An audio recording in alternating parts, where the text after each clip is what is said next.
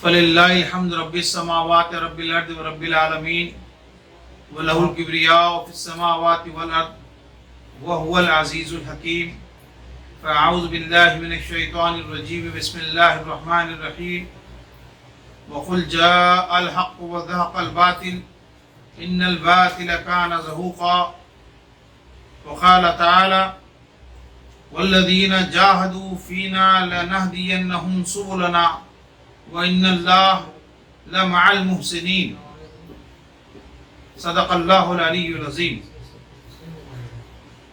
درود و سلام ہو نبی رحمت محسن انسانیت صلی اللہ علیہ وسلم پر، اور آپ سب پر بھی اللہ کی رحمت و سلامتی کی بارشیں ہوں۔ بزرگان محترم، تحریکی ساتھیوں اور عفت مآب بہنوں، السلام علیکم ورحمۃ اللہ وبرکاتہ۔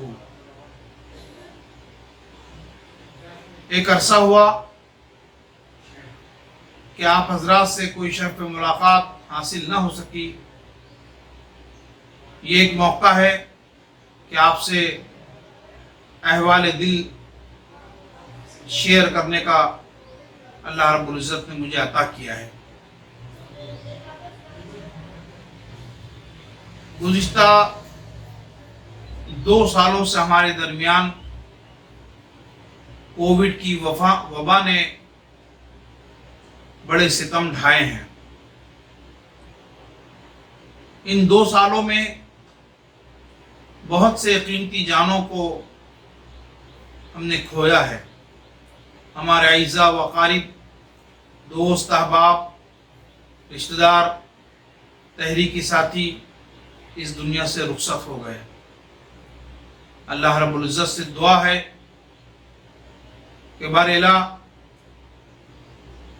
اپنی شان کریمی کی شایان شان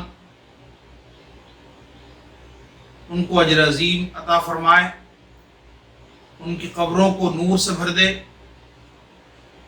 اور جو کچھ بھی سیئات کا صدور ان سے ہوا ہے اللہ تعالیٰ انہیں عفو درگزر سے ان کے ساتھ کام لے۔ محترم ساتھیوں، گزشتہ 2 سالوں میں خرابی حالات کے باوجود آپ سب نے جو کچھ بھی کوششیں فرمائی ہیں وہ بڑی لائق تحسین ہیں۔ اللہ تعالیٰ آپ سب کو اجر عظیم عطا کرے اور آپ کی ان کوششوں کو شرف قبولیت عطا فرمائے۔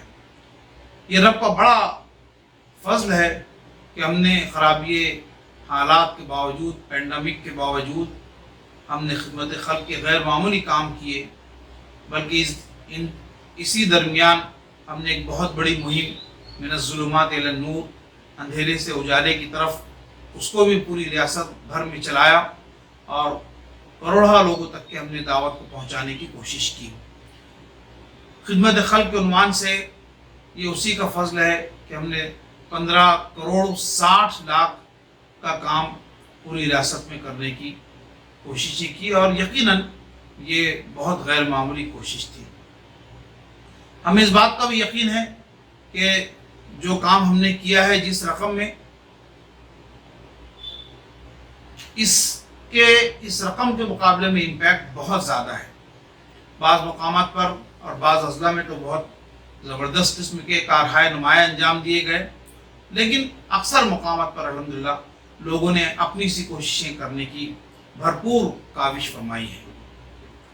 ہمارے جو جاری میقات ہے، جاری میقات کے 2 سال مکمل ہو چکے ہیں۔ گویا مقام کی میقات مکمل ہو گئی اور اب مقامی جماعتوں کی پھر ایک دوسری میقات شروع ہو چکی ہے۔ ہم نے جو کچھ بھی انتخابات کے تقررات کے پروسیس تھے اس سے ہم گزر بھی چکے، اور اکثر مقامات پر جو مجالس شورا جہاں پر 20 سے زائد ارکان ہیں، ان مجالس شورا کا انتخاب بھی ہو چکا، اور جو بھی منصوبہ سازی کا، تقررات کا اور اسٹرکچر سازی کا جو عمل تھا وہ بھی الحمدللہ مکمل ہو چکا ہے۔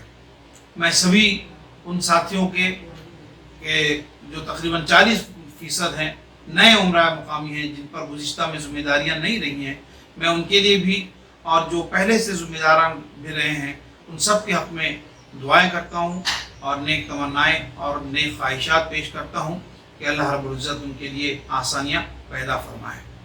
क्योंकि अब हम एक मुकाम की नई मिक़ात शुरू कर रहे हैं, इस पस मंज़र में दो बातें मैं ज़रूरी समझता हूँ कि आप हज़रात से अर्ज़ करूँ।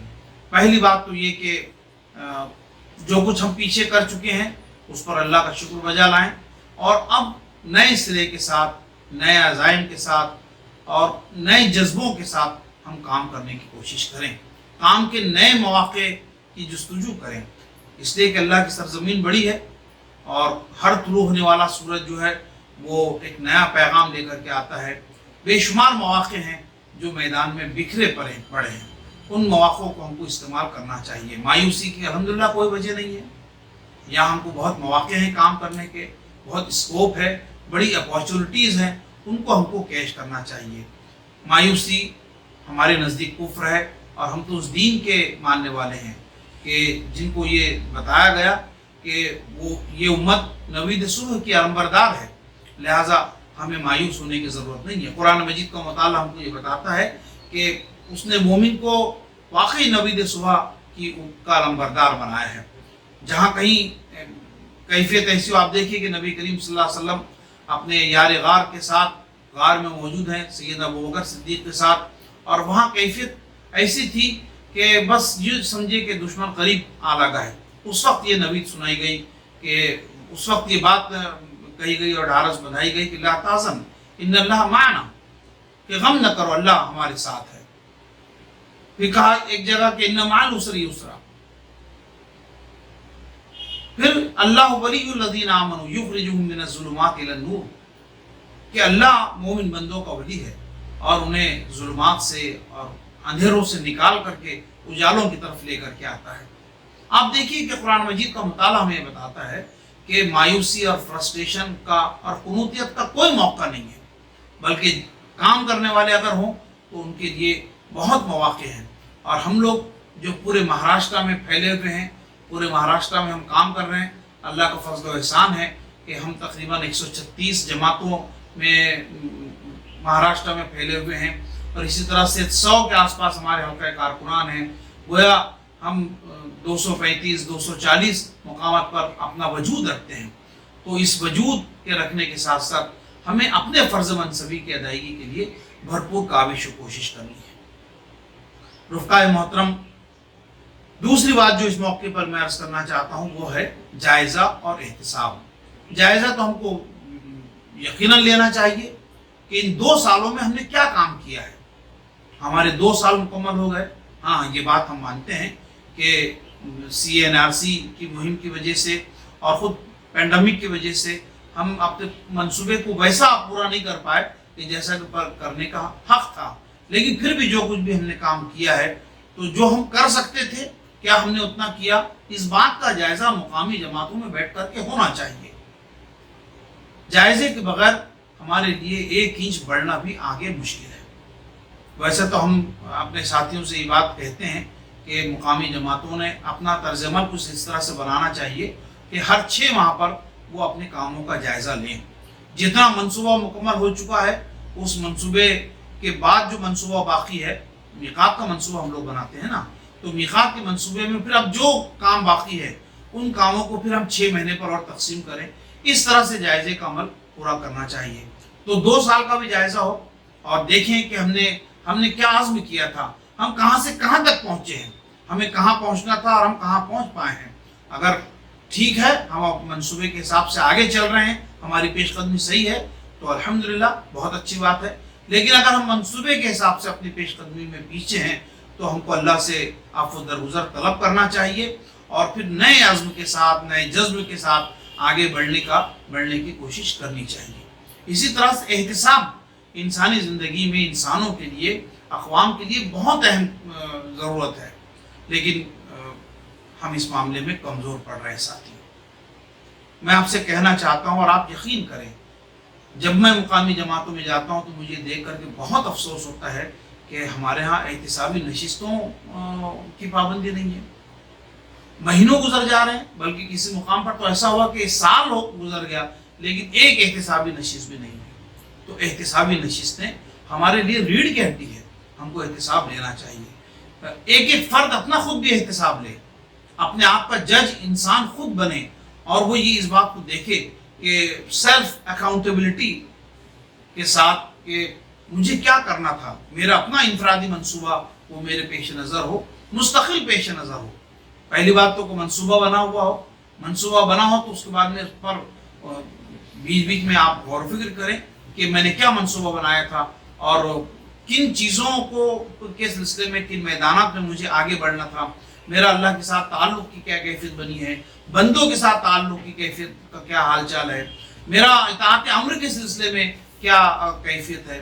اس طرح سے مختلف امور میں اپنے آپ کو دیکھنا اور اپنے آپ کو جج کرنا یہ انتہائی ضروری ہے۔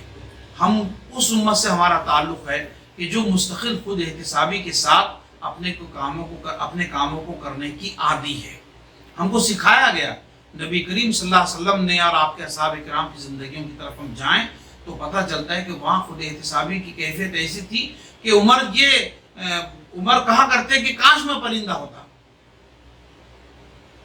دریا کے کنارے اگر ایک بکری کا بچہ بھی مر جائے تو اس کا بھی حساب عمر کو دینا ہوگا، یہ کیفیت تھی۔ اور اس طرح کی کیفیت بہرحال ہمیں اپنے اندر بھی پیدا کرنا ہے کہ ذمہ داریوں کے تئیں، اپنی ذات کی ارتقاء کے تئیں، خاندان والوں کے تئیں ہماری کیا کیا ذمہ داریاں ہیں، ان ذمہ داریوں کو ہم پوری طرح سے ادا کر پا رہے ہیں یا نہیں کر پا رہے ہیں۔ تو دلوں کی صفائی کے لیے یہ اشد ضروری ہے کہ ہم اپنے قلب کا جائزہ لیں، اپنا احتساب کریں، اور اس احتساب کے سلسلے میں ہم بہت کڑے ہوں، ہم سخت ہوں۔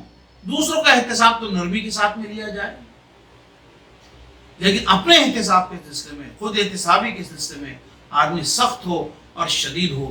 جب شدید ہوگا تو اسے اپنی برائیاں، اپنی کمزوریاں، اپنی کمیاں، اپنے ایررز اسے نظر آئیں گے۔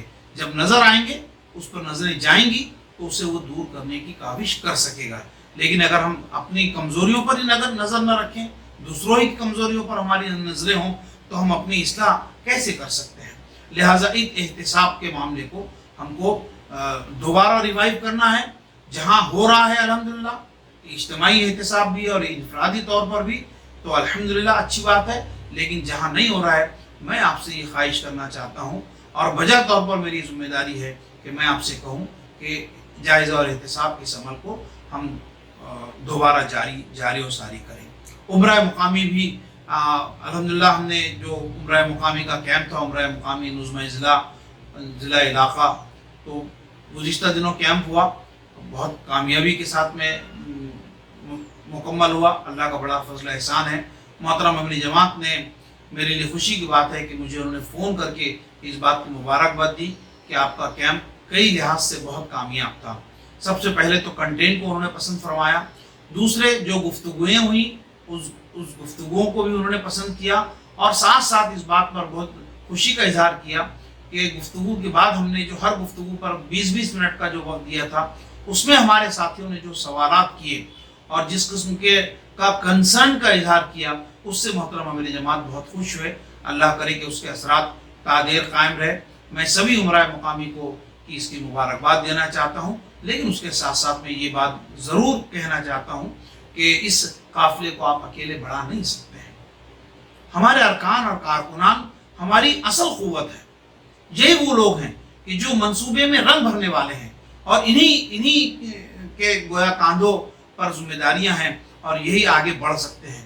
تو عمرہ مقامی اپنے ارکان کارکنان کی تربیت کے سلسلے میں خاص طور پہ متوجہ رہیں، اور دیکھتے رہیں کہ ان کے پاس جو کچھ بھی اویلیبل قوت ہے، اس قوت کا صحیح استعمال ہو رہا ہے کہ نہیں ہو رہا ہے۔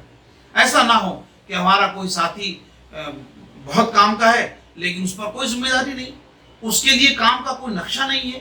تو امیر مقامی کی یہ بہت پرائم رسپانسبلٹی ہے کہ وہ اپنے ساتھیوں پر نظر رکھے، اور اپنے ساتھیوں کی صلاحیتوں کے حساب سے ان سے ضرور کام لے۔ نہ صرف ایک جانب ان کی تربیت بھی کرنا ہے، ان کی ذات کی ارتقاء کے سلسلے میں فکر مند بھی رہنا ہے، لیکن اس کے ساتھ ساتھ انہیں گویا کام بھی دینا ہے۔ محترم میری جماعت جو بات ارشاد فرماتے ہیں کہ اگر ہمارے कोई साथी, कोई बुजुर्ग अगर बिस्तर पर भी हो तो वहाँ भी उनके लिए काम हमको मुहैया करना चाहिए कि वहाँ रह करके, बिस्तर पर रह करके वो क्या काम कर सकते हैं ये करें। तो ये क़ियादत की बहुत अहम सिफत है। इस अहम सिफत से हम सबको मुत्तसिफ होने की ज़रूरत है। लेकिन उसके साथ साथ जो अरकान और कारकुनान हैं, हमारे जो वाबस्तगान हैं, वो भी अपने वाबस्तगी के मेयार पर गौर करें कि जो वादा उन्होंने अपने रब से किया था, क्या उस वादे को वो पूरा कर रहे हैं। इताअत अम्र के सिलसिले में उनकी क्या कैफियत है, वो अपने अमीर के बताए हुए काम या उनके अहकामात और उनकी दी गई जिम्मेदारियों को पूरा कर रहे हैं या नहीं कर रहे हैं। कहीं ऐसा तो नहीं कि हमने अपने अमीर को बगैर बुलेट की बंदूक थमा दी कि सब ठीक है, इस बंदूक को लेकर के आप घूमते रहें, उसमें बुलेट ही नहीं। बुलेट आप और हम हैं, अरकान और कारकुनान हैं, वो जिस तरह से चाहे वो उसको उस सलीके के साथ में इस्तेमाल करे। तो इस पहलू से अपनी वाबस्तगी के मेयार को ज़रूर देखें। आप जानते हैं कि इस राह का सबसे अहम तरीन तोशा जो है वो अल्लाह की रज़ा है। ये ज़रूर देखते रहें कि क्या उसका सामान हो रहा है। खुदा न खास्ता नहीं हो रहा है, अल्लाह की रज़ा के हुसूल के सिलसिले में कमज़ोरी है, तो कहीं ऐसा ना हो कि हमारा इस तहरीक से वाबस्तगी हमारे हक़ में वबाल जान बन जाए। इस तहरीक से वाबस्तगी, जमात इस्लामी से वाबस्तगी हमने इसलिए अख्तियार की थी कि हम अल्लाह के रिज़वान को और उसकी रज़ा को हासिल करना चाहते हैं, उसकी खुशी को हासिल करना चाहते हैं। और ये हो गया कि इस तहरीक से वाबस्तगी और इसके मसाइल के अंदर में उलझ जाने की वजह से हम अपनी जन्नत को खो बैठे। खुदा न खास्ता ये हुआ तो ये बहुत नुकसान की बात है। ये ज़रूर हमको देखते रहना चाहिए कि कहीं शैतान जो है वो हमारी राह को खोटा तो नहीं कर रहा है। उसने तो रब से वादा किया हुआ है, कहा हुआ है लानहुल्लाह वक़ाल ला तख़िज़न इबादक नसीबम मफ़रूज़ा। वो जिसने अल्लाह से कहा था कि मैं तेरे बंदों में से अपना मुकर्रर हिस्सा ज़रूर लूँगा, उन्हें यानी बहकाऊँगा, वला उज़िल्लन्नहुम वला उमन्नियन्नहुम वला आमुरन्नहुम, मैं उन्हें उमंगे दिलाऊँगा, उनमें तमन्नाएँ पैदा करूँगा। आप देखिए कि ये तो शैतान का मुस्तकिल काम है। शैतान बराबर अपना काम कर रहा है। हम लोगों को देखने की ज़रूरत है कि कहीं खुदा न खास्ता वो हमारी राह खोटी तो नहीं कर रहा है। अगर वो राह खोटी कर रहा है तो इस पहलू से बहुत हम चाको चौबंद रहें, बहुत सचेत रहें और देखते रहें। इसलिए कि अल्लाह रब्बुल इज़्ज़त का ये भी फरमान है कि वमन यअशु अन ज़िक्रिर रहमान नुक़य्यिज़ लहु शैतानन फहुव लहु क़रीन, कि जो कोई अल्लाह की याद से गफलत बरतता है तो हम उस पर शैतान मुसल्लत कर देते हैं और वो उसका अच्छा साथी हो जाता है। खुदा न खास्ता ये कैफियत ना हो। इस पहलू से अपना ज़रूर जायज़ा लेते रहें और ठीक करते रहें। आप देखिए कि अल्हम्दुलिल्लाह इस पूरे तहरीकी सफ़र में हमारे हमरा हमारी बहनें भी हैं और बहुत गैर मामूली खिदमत अंजाम दे रही है। मैं अल्लाह का बड़ा शुक्र अदा करना चाहता हूँ इस मौके पर कि इन 2 सालों में हमने अपनी बहनों को जो काविशें करते हुए देखा है तो दिल सजदे के लिए बेकरार हो जाता है। हमारी बहनें अपनी सलाहियत से बढ़ करके, अपने वक्त से बढ़ करके वो कामों को कर रही हैं और बहुत सलीके के साथ में कर रही हैं। आप देखिए कि ख़वातीन का इस्तेमाल करना कितना आसान है। बहुत कम वक्त में ख़वातीन बड़ी तादाद में आ जाती हैं। ये हमारी बहनों की जद्दोजहद और उनकी कोशिशों का नतीजा है। तो हल्का ख़वातीन की ये जो बहनें हैं ये हमारे लिए कीमती असास है। इन्हीं के साथ साथ GIO की बेटियां हो या SIO के बाज़्म तलबा हो या यूथ विंग के जिसकी अभी हमने तंजीम की है, ये सब तहरीक इस्लामी के जवां बाजू है। इन जवां बाजू का ख्याल रखिए। ये हमारा मुस्तकबिल है, हमारा फ्यूचर है, हमारी उम्मीदों के महवर और मरकज़ है। इस महवर और इस मरकज़ का ख्याल रखना बहरहाल मुकामी ज़िम्मेदारों की बहुत अहम तरीन ज़िम्मेदारियों में से एक है। आप देखिए कि जो सोशल चेंज हम लाना चाहते हैं, जो सामाजिक तब्दीली हम लाना चाहते हैं, वो सामाजिक तब्दीली इन नई नस्ल के नौजवानों के बगैर वो तब्दीली हम ला नहीं सकते। लिहाजा ज़रूरी है कि हम अपने इन नौजवानों पर, हमारे जवां बाजुओं पर हम एतमाद करें, उन पर हम खूब तवज्जो दें, उनसे मोहब्बत से पेश आएँ, उन्हें वक्त दें, उनके आइडियाज़ को सुनें और उन्हें सीने से लगाएं। इसके बगैर ہم اس سوشل تبدیلی کو، سوشل چینج کی طرف ہم نہیں جا سکتے. لوگ ترستے ہیں، نئی نسل ان کے ساتھ آنا نہیں چاہتی، لیکن یہ اللہ کا کتنا بڑا کرم ہے، کتنا بڑا احسان ہے کہ الحمدللہ جی آئی او کے ہماری یہ بیٹیاں، ایس آئی او کے طلبہ اور یوتھ ونگ سے وابستہ نوجوان یہ آپ کے گویا اشارے کے منتظر ہیں. یہ چاہتے ہیں کہ انہیں سینے سے آپ لگائیں، ان سے خدمات لیں، لیکن ظاہر ہے کہ آپ کو آپ کے اور ان کے درمیان جو گیپ ہے اس گیپ کو ختم کرنا ہوگا. عمرہ مقامی ان کے ساتھ خود خوب گھلے ملے، ان کے اجتماعات میں وقتاً فوقتاً جانے کی کوشش کریں، انہیں اپنے اجتماعات میں انوائٹ کریں، ان پر ذمہ داریاں دیں، ان سے چیزیں سنیں. آپ دیکھیے کہ یہ زمانہ نئی نسل کا زمانہ ہے. 20، 22 اور 25 سال کے نوجوان اس دنیا میں انقلابات کے باعث بن رہے ہیں. ہم لوگ کہاں ہیں؟ ہم ان کو ذمہ داریاں کیوں نہیں دیتے ہیں؟ ان پر بھروسہ کیوں نہیں کرتے ہیں؟ ہمیں ان پر بھروسہ کرنا چاہیے اور انہیں اپنے سینے سے لگانا چاہیے. انشاءاللہ العزیز جو خواب ہم نے دیکھا ہے اس خواب کی تعبیر ہم یقیناً حاصل کریں گے. رفقائے محترم، اسی کے ساتھ ساتھ میں جو بات خود سے بھی کہنا چاہتا ہوں اور آپ سے بھی عرض کرنا چاہتا ہوں وہ یہ کہ ہم اپنے ارتقاء ذات پر بھی بہت متوجہ رہیں. ایسا نہ ہو کہ سارے جہاں کی خبر اور اپنے جہاں سے بے خبر، یہ نہ ہو، بلکہ ہم اپنی جہاں سے باخبر بھی رہیں اور اس کے ارتقاء کے سلسلے میں بھی ہم مستقل توجہ دیتے رہیں. ہم یہ ضرور دیکھیں کہ کل کے مقابلے میں آج ہم کتنا آگے بڑھ سکے ہیں، آج کیا چیز ہم نے حاصل کی ہے، مطالعے میں کیا نئی چیز ہم نے پڑھی ہے، ہماری دیگر کیفیات میں، کام کرنے کی کیفیات میں، اللہ سے تعلق کی کیفیت میں کیا اضافہ ہوا ہے. ایسا نہ ہو کہ کل تو ہم نے 5 وقت کی نماز پڑھی اور آج جو ہے تو 1 وقت کی نماز اس میں سے چھوٹ گئی. یہ تو ممکن ہی نہیں ہے اہل ایمان کے لیے. تو تحریک اسلامی کا فرد تو بہت دور کی بات ہے.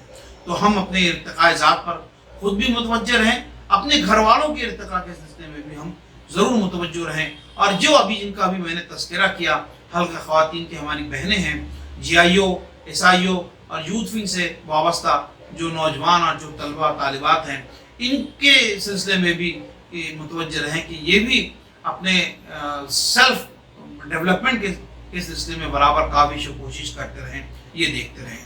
پھر اللہ سے ہمارا تعلق کمزور نہ ہونے پائے.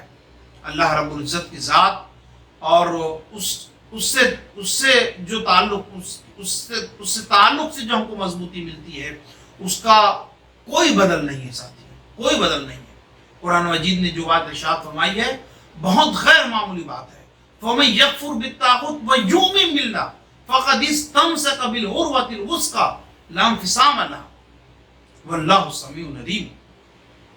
جس نے طاغوت کا انکار کیا اور ایمان لے آیا اس نے اللہ رب العزت کا سہارا اختیار کر لیا، اور وہ بہت بہت بہت مضبوط سہارا ہے، نہ ٹوٹنے والا سہارا ہے، اور ایک ایسا سہارا ہے جو ہر چیز کا علم رکھتا ہے اور ہر بات کو سننے والا ہے. ہمارے لیے ایک غیبی طاقت ہے، ایک غیبی مدد ہے الحمدللہ جو مستقل ہمارے ساتھ رہتی ہے. لا تحزن ان اللہ معنا، کہ وہ جو واقعہ ہے آپ دیکھیے کہ یہ واقعات ہمارے ساتھ بھی ہو سکتے ہیں، بلکہ ہم میں سے کئی ساتھی اس کو محسوس کرتے ہوں گے کہ اللہ رب العزت کی تائید غیبی کے بغیر کہ یہ کام ہو نہیں سکتا تھا اور کیسے ہو گیا پتہ نہیں. تو ایسے بہت سارے مشاہدات اور ایسے بہت سارے تجربات خود ہمارے ہوں گے. تو یہ ضرور ہم دیکھتے رہیں کہ اللہ سے ہمارا تعلق وہ کسی طور کمزور نہ ہونے پائے. احتساب اسی لیے ضروری ہے.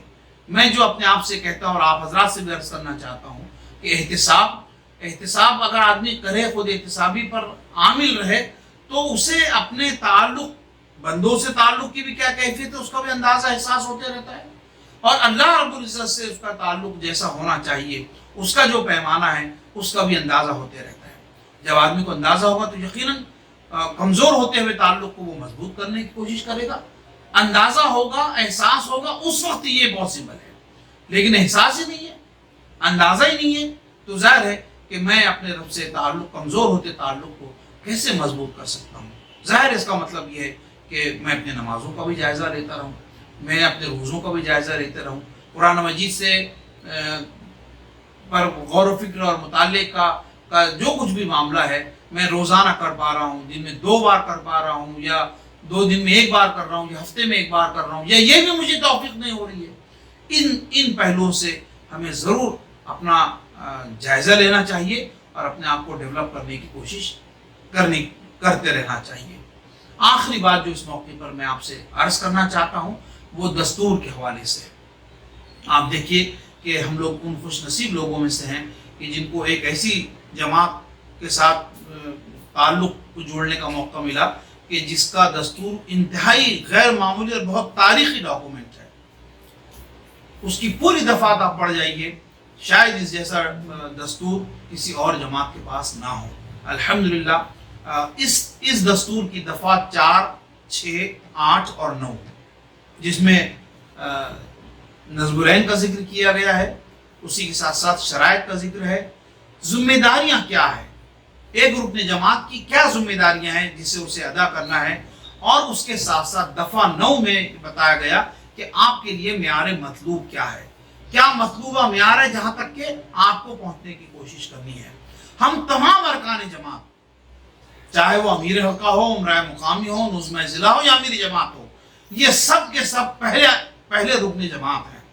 رکن جماعت ہونے کی حیثیت سے وہ اپنی ذمہ داریوں کی ادائیگی کے سلسلے میں جواب دہ ہیں کسی نہ کسی کے سامنے۔ اس کے ساتھ ساتھ پھر معیار مطلوب وہ یقیناً اپنے سامنے رکھے کہ مجھے اس مطلوبہ معیار تک کے پہنچنے کی کوشش کرنی ہے۔ تو ان دفعات میں دفعہ 4، 6، 8 اور 9 میں جو بات بنیادی طور پر کہی گئی ہے اسے اگر اختصار کے ساتھ میں بیان کروں تو وہ 4 نکات ہوتے ہیں۔ پہلا جو نقطہ ہے وہ نظم العین ہے۔ وہ نظم العین ہمیں بتاتا ہے کہ دیکھو تم پیٹ اور جیب کے بندے نہیں ہو، بلکہ تمہارے پیش نظر جو ہے وہ اعلاء کلمت اللہ ہے، بڑا کام ہے۔ اللہ کی زمین پر اللہ کے دین کو جاری، ساری، غالب اور نافذ کرنے کا کام تم نے اٹھا رکھا ہے۔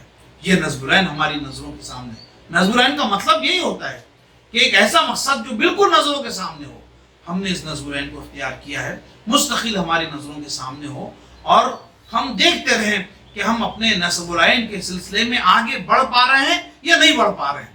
اگر نہیں بڑھ پا رہے ہیں تو رک کر کے نہیں بڑھ پانے کی کیا وجوہات ہیں، ان وجوہات کو ہمیں دور کرنے کی کوشش کرنی چاہیے۔ پھر اس کے ساتھ ساتھ یہ بھی ضروری ہے کہ جو نظم العین ہم نے اختیار کیا ہے، عظیم الشان نظم العین، اس کا ریفلیکشن میری اور آپ کی ذاتوں میں، شخصیتوں میں، زندگیوں میں نظر آئے۔ یہ کیسے ممکن ہوگا کہ آپ یہ کہیں کہ صاحب میں نے اقامت دین کا نظم العین اختیار کیا لیکن میرے گھر پر، میری زندگی پر اس کے کوئی اثرات نہ ہو، کوئی ریفلیکشن نہ ہو؟ ظاہر ہے کہ یہ تو ہماری ناکامی ہے۔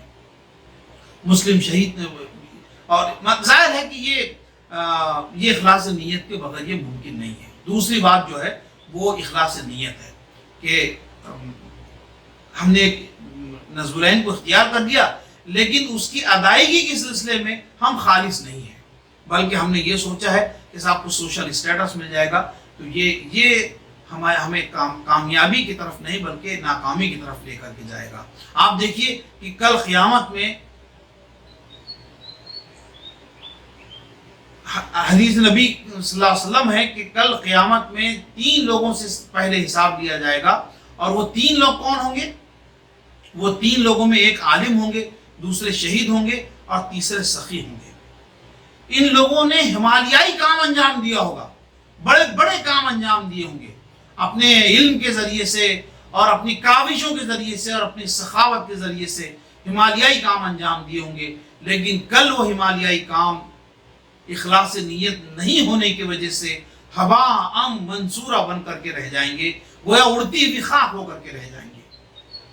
لہذا اخلاص نیت اس راہ کی یہ دوسری بات ہے، ان 4 دستور کی دفعات میں جو بات ارشاد فرمائی گئی ہے۔ اور تیسری بات جو ہے وہ حسن عمل ہے کہ اللہ رب العزت نے ہمیں پیدا اس لیے کیا ہے کہ وہ دیکھنا چاہتا ہے کہ ہم میں سے کون نیک عمل کرتا ہے اور کون نیک عمل نہیں کرتا ہے۔ ایک مخصوص مدت ہمیں دی گئی ہے، اللہ تعالیٰ نے عطا فرمایا ہے۔ اس مخصوص مدت میں ہمیں نہیں معلوم کہ کب ہمیں داعی اجل کو لبیک کہنا ہے، کب ہمیں موت کا فرشتہ لینے کے لیے آ جائے گا اور ہم اپنی بات بھی مکمل نہ کر پائیں۔ اور اللہ کے حضور ہمیں چلنے کے لیے بالکل تیار ہو جانا پڑے گا۔ تو حسن عمل کہ آپ جہاں ہو وہاں آپ حسن عمل کا پیکر ہو، گھر میں ہو، بازار میں ہو، مسجد میں ہو، مدرسے میں ہو، دفتر جماعت میں ہو، آپ اپنے رشتہ داروں کے درمیان ہو، آپ حسن عمل کا پیکر ہو۔ آپ کی گفتگو سے سمجھ میں آئے کہ صاحب ہاں یہ جو سامنے گفتگو کر رہے ہیں یہ مومن ہے۔ لہٰذا یہ تیسری بات ہوئی کہ حسن عمل کا ہمیں پیکر ہونا چاہیے۔ اور چوتھی بات جو ہے وہ قربانی ہے۔ قربانی کے بغیر ہم کوئی بڑا کام نہیں کر سکتے ہیں۔ ہمارا یہ نصب العین ہم سے اس بات کا تقاضا کرتا ہے کہ ہم سیکریفائس اور قربانی کے لیے اپنے آپ کو تیار کریں۔ ظاہر ہے کہ آج ہندوستان میں اور اس ریاست مہاراشٹر میں ہم سے کوئی خون کا مطالبہ نہیں کر رہا ہے، بلکہ جو چیز چاہیے وہ آپ کا وقت ہے، آپ کی صلاحیتیں ہیں، آپ کی پوٹینشیلٹیز ہے، وہ آپ کو چاہیے۔ یہ قربانی کے طور پر ہمیں پیش کرنے کی ضرورت ہے۔ آپ دیکھیے کہ بیعت عقبہ ثانیہ جسے سیکنڈ پلیج آف عقبہ کہا جاتا ہے، اس موقع پر 73 صحابہ انصار مدینے سے اللہ کے نبی صلی اللہ علیہ وسلم سے ملاقات کے لیے اور آپ کے دست حق پرست پر بیعت کے لیے آئے۔ 73 جن میں سے 71 مرد تھے اور 2 خواتین تھیں۔ اور بیعت کرنے سے پہلے انصاریوں نے اپنے درمیان اپنے ساتھیوں سے کہا کہ کس چیز پر تم بیعت کر رہے ہو؟ اس بات کا اندازہ ہونا چاہیے۔ اس بیعت کا مطلب یہ ہے کہ تم نے دشمنوں کو گویا موقع دے دیا ہے، وہ تم پر چڑھ دوڑیں گے۔ اس بیعت کا مطلب یہ ہے کہ تمہاری نسلیں بھی اس میں تباہ ہو سکتی ہیں۔ لوگوں نے کہا کہ ہاں بالکل۔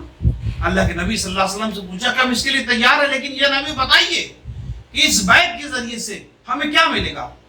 کہا گیا کہ تمہیں جنت ملے گی۔ قال الجنہ، انہوں نے کہا کہ ہمیں منظور ہے۔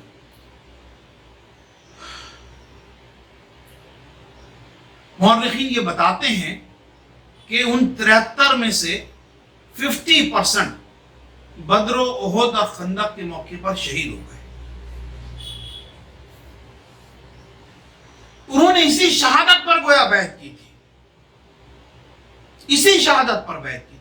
من المؤمنین رجال صدقوا ما عاهدوا الله علیہ فمنهم من قضى نحبه ومنهم من ينتظر وما بدلوا تبدیلا۔ رفقائے محترم، ہمارے لیے بھی موقع ہے کہ ہم جتنی قربانی کے ساتھ، قربانی کے جذبے کے ساتھ جتنا لگ کر کے ہم کام کر سکتے ہیں ہم ضرور کام کریں۔ ہمارے لگے بغیر، ہماری قربانیاں دیے بغیر، اپنے آپ کو مٹائے بغیر یہ جو نصب العین ہے، عظیم نصب العین، یہ پائے تکمیل تک نہیں پہنچ سکتا ہے۔ صدق اللہ العظیم وصدق رسولہ الکریم ونحن علی ذلک لمن الشاہدین والشاکرین والحمد للہ رب العالمین۔